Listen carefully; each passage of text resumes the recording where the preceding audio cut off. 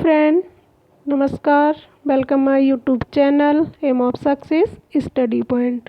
Friend, यहाँ पर भी हम व्यंजनों के बारे में ही चर्चा करेंगे। पिछली 2 वीडियो में हमने व्यंजन के भेद और व्यंजन के उच्चारण स्थान के बारे में चर्चा की थी।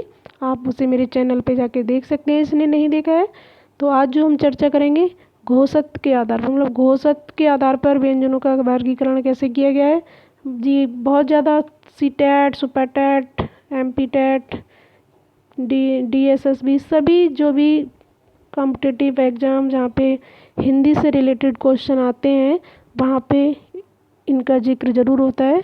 एक ना एक क्वेश्चन ज़रूर पूछा जाता है। तो घोषक के आधार पर सबसे पहला है अघोष। अघोष व्यंजन कौन से होते हैं? जिन व्यंजनों के उच्चारण में स्वर तंत्र, जो स्वर तंत्र होता है, स्वर तंत्रियों में कंपन ना हो, मतलब जिन व्यंजनों का हम उच्चारण करें तो जो उच्चारण वर्ण है, जो हमारा स्वर निकले, उनमें कंपन ना हो तो वो क्या कहलाते हैं? अघोष व्यंजन कहलाते हैं। एक बार फिर से रिपीट करेंगे। जिन व्यंजनों के उच्चारण में स्वर तंत्रियों में कंपन ना हो वह क्या कहलाते हैं? अघोष व्यंजन। और अघोष व्यंजन कौन से होते हैं? प्रत्येक वर्ग का पहला दूसरा व्यंजन क्या कहलाता है? अघोष ध्वनि या अघोष व्यंजन कहलाता है। ये प्रत्येक वर्ग, ये मैंने आपको पहले पिछली वीडियो में बता रखे हैं, वर्ग को डिवाइड किया था कितने होते हैं। तो प्रत्येक वर्ग का पहला और दूसरा, ट्रिक रख लीजिए, 12 याद रख लीजिए, सीधे 12 अघोष।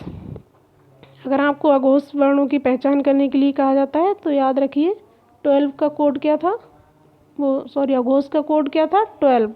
तो 12 मतलब पहला और दूसरा। प्रत्येक वर्ग का पहला और दूसरा वर्ण क्या होगा? अघोष व्यंजन होगा। नेक्स्ट है घोष। घोष व्यंजन क्या होते हैं? जिन व्यंजनों के उच्चारण में स्वर तंत्रियों में कंपन हो वह घोष व्यंजन कहलाते हैं। तो ये कौन कौन से होते हैं? प्रत्येक वर्ग का तीसरा, चौथा और पांचवा। प्रत्येक वर्ग का तीसरा, चौथा और पांचवा, ये क्या कहलाते हैं? घोष व्यंजन। घोष व्यंजन कौन से होते हैं? जब इनका उच्चारण किया जाए तो स्वर तंत्रियों में क्या हो? कंपन पैदा हो, तो वो घोष व्यंजन कहलाते हैं। ये एग्जाम्पल दे रखे हैं मैंने। प्रत्येक वर्ग का पहला, चौथा और पांचवा वर्ण क्या कहलाता है?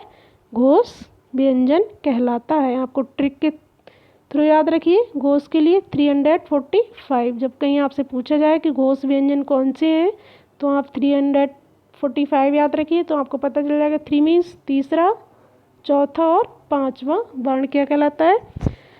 घोष व्यंजन कहलाता है। आई होप क्लियर हो गया होगा सबको। चलिए नेक्स्ट पॉइंट पे बढ़ते हैं। नेक्स्ट है प्राणत्व के आधार पर, जिसमें प्राण, अल्प प्राण, ये भी क्वेश्चन काफ़ी पूछे जाते हैं। अल्प प्राण किसे कहते हैं? जिन व्यंजनों के उच्चारण में मुख से कम हवा निकले अल्प प्राण व्यंजन होते हैं। इसमें कौन सा होता है? प्रत्येक वर्ग का पहला, तीसरा और पांचवा।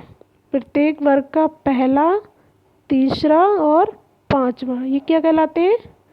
अल्प प्राण। अल्प प्राण कौन से होते हैं? जिन व्यंजनों के उच्चारण में मुख से हवा तो निकले लेकिन कम निकले, तो वो अल्प प्राण व्यंजन को कहलाते हैं। और कौन से होते हैं? पहला, तीसरा और पांचवा। ये एग्जाम्पल दे रखे हैं। प्रत्येक वर्ग का पहला वर्ण, तीसरा वर्ण और पांचवा वर्ण क्या कहलाता है? अल्प प्राण। इसके कोडिंग में आप ट्रिक के थ्रू याद रख सकते हैं। 135, जहाँ पे अल्प प्राण की बात आए तो 135, पहला, तीसरा और पांचवा वर्ण क्या हो गया? अल्प प्राण। नेक्स्ट है महाप्राण। महाप्राण कौन से होते हैं?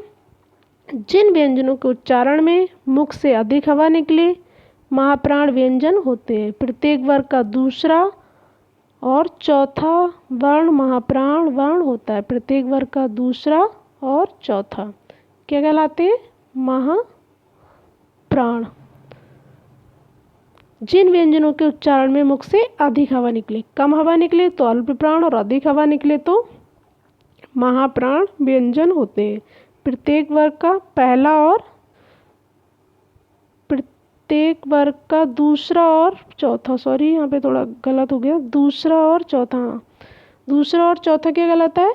महाप्राण व्यंजन। जैसे ख, ग, छ, झ, ठ, ड, ये वर्ण है एग्जाम्पल में, तो इसके कोड में आप याद रख सकते हैं 24। जहाँ जहाँ पे महाप्राण पूछा जाए तो आप याद रखिए महाप्राण 24 में दूसरा और चौथा वर्ण प्रत्येक वर्ग का क्या कहलाएगा? महाप्राण व्यंजन। तो ये थी मेरी आज की क्लास, काफ़ी इम्पोर्टेंट टॉपिक था परीक्षा की दृष्टि से, इसलिए मैंने इसे अपनी क्लास में सम्मिलित किया। तो फ्रेंड, कैसी लगी आपको मेरी क्लास? प्लीज़ मुझे कमेंट करके ज़रूर बताइए, और मेरे चैनल को लाइक, शेयर एंड सब्सक्राइब कीजिए, जिससे मैं मोटिवेट हूँ और ज़्यादा अच्छा से अच्छा कंटेंट न्यू वीडियो में मैं आपके लिए लेके